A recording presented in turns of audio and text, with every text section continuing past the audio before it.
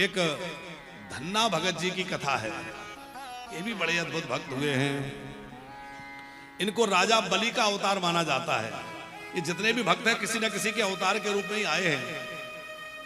राजस्थान के टोंक इलाके में धुवन करके कोई गांव है, वहां आपका जन्म हुआ। आपके पिताजी का नाम पन्ना जी था, माताजी का नाम रेखा जी था। आप जाति से जाट थे। खूब संत सेवा आपको बाल्यावस्था से ही मिली। पिताजी सेवा करते थे, आप भी सेवा करने लगे। और संतों में आपकी बड़ी रीति प्रीति थी, खूब प्रीति थी। बचपन में ही एक बार, जैसे नामदेव जी का प्रसंग सुना रहे, नामदेव जी ने भगवान को दूध पिलाया, ऐसे इन्होंने भी भगवान को दूध पिलाया। भगवान के लिए दूध रखा, भगवान नहीं पी रहे थे तो रोने लगे।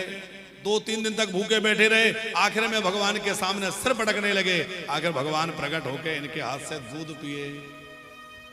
फिर तो इन्होंने क्या नियम बना लिया कि जब ये खेत पर जाते तो कहते, ठाकुर जी मेरे साथ चलो। भगवान भी इनके साथ चले जाते और भगवान इनके साथ खेत में बैठ के भोजन पाते। ठाकुर जी प्रकट होकर भोजन करते। साधु सेवा में इनकी बड़ी रुचि थी। तो एक बार क्या हुआ, नरेंद्र सिंह जी कि पिताजी ने कहा खेत में बीज बोआओ। किसान थे, बीज बोने के लिए जा रहे थे और बीज के लिए जो अनाज दिया था वो लेकर जा रहे थे। रास्ते में कुछ संतों की मंडली दिख गई। संत कीर्तन करते हुए चले आ रहे हैं। संतों की मंडली को देखकर प्रसन्न हो गए। संत दर्शन हो गया, संत दर्शन हो गया। खूब चरणों में दंडवत किया और कहा कि आप जो है कृपा करिए, आज मुझे सेवा का अवसर दीजिए। संतों ने कहा हाँ दोपहर भी हो रही है, चलो प्रसाद की तैयारी करते हैं। तो बोले खेत में ही चलो। खेत पे ले गए धन्ना जी। खेत पे ले गए तो इन्होंने क्या किया कि जो अनाज खेत में बीज बोने पिताजी ने दिया था उसको बनिया की दुकान में दे दिया और उसके बदले घी, गुड़, आटा वो सब ले लिया और लाके बढ़िया संतों के लिए प्रसाद तैयार किया। संतों ने खूब छक्के प्रसाद पाया। ठाकुर जी का भोग लगा, संतों ने प्रसाद पाया और संत सीताराम राधे श्याम करते विदा हो गए। अब संत तो विदा हो गए, ये शाम को घर आ गए। पिताजी ने कहा खेत में बीज बो दिया। ये घबराए, क्या करूं क्या बोलूं, कहीं पिताजी नाराज ना हो जाए। बोले हाँ पिताजी बीज बो दिया। इन्होंने कह दिया बो दिया। आ गए। अब ये डर के कारण खेत पर ना जाए, क्योंकि बीज तो मैंने डाला नहीं, अब खेत मेरा रह जाएगा बिना फसल का। आसपास के खेतों में हरी हरी फसल हो जाएगी, हमारा खेत काला ही पड़ा रहेगा। पिताजी कहे बेटा चलो जरा खेत पर घूम आवे, ये किसी न किसी बहाने से टाल जाए। कुछ दिनों के बाद लोग आके कहने लगे इनके पिताजी से, महाराज आपका खेत सबसे बढ़िया है, सबसे अच्छी फसल इस बार आपके खेत में है। ये घबराए कि लोग व्यंग कर रहे हैं। एक दिन इनके पिताजी ने कहा चल के देखते हैं, सब लोग कहते हैं सबसे अच्छी फसल है। जाकर के देखा, अब ये भी डरते डरते गए। आज तो पता नहीं क्या हाल होगा, पिताजी बहुत पिटाई लगाएंगे कि तूने बीज कहां कर दिया, बीज क्यों नहीं बोया। सच्चाई बताने में डर रहे थे। जब जाकर देखा तो बाकी के जो खेत थे उन सारे खेतों से इनके खेत की फसल बहुत अच्छी थी। बिना बीज डाले फसल पैदा हो गई, फसल उग गई। दुनिया के खेत में तो फसल बोने से फसल होती है और धन्ना जी के खेत में तो बिना बीज डाले ही फसल पैदा हो गई।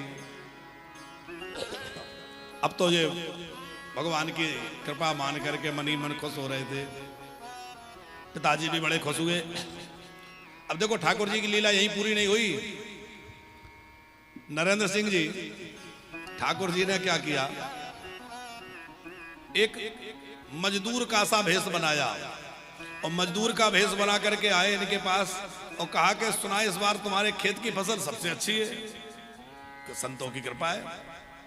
बोले रखवाला नहीं रखोगे तो कोई पशु पक्षी आकर के फसल नष्ट कर देंगे, रखवाला होना चाहिए।